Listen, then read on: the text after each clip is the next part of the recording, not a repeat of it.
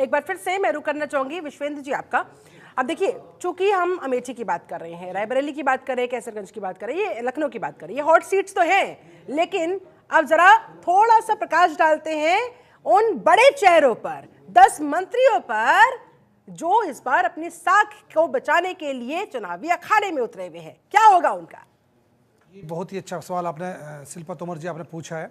ये महत्वपूर्ण है कि इस बार उनकी जो साख दाव पर लगी है, उनके टिकट स्पेशल तौर पर कह के दिए थे कि पहले से ज्यादा मार्जिन के साथ आना चाहिए, भारतीय जनता पार्टी की तरफ से दिया था। मैं यहाँ पे बात करूँ उत्तर प्रदेश में, अगर बात करते राजनाथ जी सब जानते ही हैं, लखनऊ से वो अच्छी स्थिति में, कोई संदेह नहीं है, क्योंकि ये सीट 1991 से भारतीय जनता पार्टी के पास है और भविष्य भी अच्छा लग रहा है।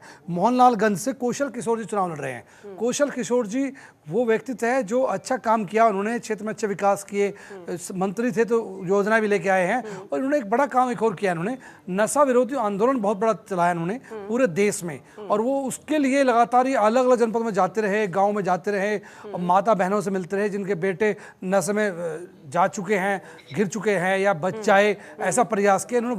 वास्तव काबिल तारीफ काम किया। तो इनको इसलिए यहाँ की क्षेत्र की जनता इसलिए भी जानती है, इन्होंने अपने क्षेत्र की जनता को भी वहाँ बाहर ले जा करके मैसेज दिया कि आप भी ये नशा छोड़े। तो ये भी अच्छा काम किया उन्होंने। ये यहाँ मजबूत स्थिति में है। इनके विरोध में RK वर्मा जी मजबूत कैंडिडेट है। वो बसपा के जो जिस समय संस्थापक रहे उनमें से एक है RK वर्मा जी, वो अच्छा चुनाव लड़ रहे हैं, सपा से कैंडिडेट है इसमें। इसके अलावा अगर हम बात करते हैं फतेहपुर से साध्वी निरंजन ज्योति, साध्वी हैं, उनको वहाँ के लोग अच्छे से पूछते हैं, मानते हैं, और सामाजिक भी हैं और अच्छे काम किए भी उन्होंने, विकास भी अच्छा काम किया है, जो ग्रामीण विकास मंत्री भी रही है, तो उन्होंने उस रहते हुए ये ग्रामीण क्षेत्र में अच्छे काम किए हैं, तो वहाँ स्थिति उनकी मजबूत है। लेकिन निषाद व कुर्मी जो स्थिति है वहाँ पे जाति चुनाव हो चुका है, वहाँ स्थिति टाइट जरूर है, क्योंकि विपक्ष के जो नेता है नरेश उत्तम पटेल, वो समाजवादी पार्टी के प्रदेश अध्यक्ष यहाँ से चुनाव लड़ रहे हैं, लेकिन उसके बावजूद भी मजबूत अगर देखा जाए तो साध्वी निरंजन ज्योति अपनी सीट निकालने की ऐसी स्थिति नजर आती है। जालौन से भानु प्रसाद यादव जो भारत सरकार में MSME मिनिस्टर है, वो चुनाव लड़ रहे हैं। तो उनकी जो स्थिति है, उन्होंने लगातार जो काम किए क्षेत्र में, उनकी मजबूत स्थिति है, कांटे का टक्कर है, लेकिन फिर भी वो अपनी सीट निकाल ले जाएंगे, क्योंकि वो जनता से जुड़ाव है, ईमानदार नेता है, और वो हर वर्ग में जुड़े नेता है, तो उनकी स्थितियाँ उनकी मजबूत है स्थिति है।